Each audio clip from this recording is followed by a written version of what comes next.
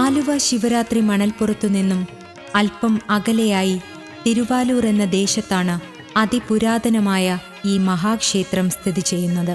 പല മാറ്റങ്ങൾക്കും വിധേയമായി കൊണ്ടിരുന്ന ക്ഷേത്രത്തിന്റെ വിധിക്ക് സാക്ഷ്യം വഹിച്ച ഭാഗ്യനിർഭാഗ്യങ്ങളുടെ സ്മൃതികളിലാണ് ഇന്നും എന്നും തിരുവാലൂർ ദേശക്കാർ. ക്ഷന്തവ്യോ മേ പരാധ ശ്രീ മഹാദേവ ശംഭോ.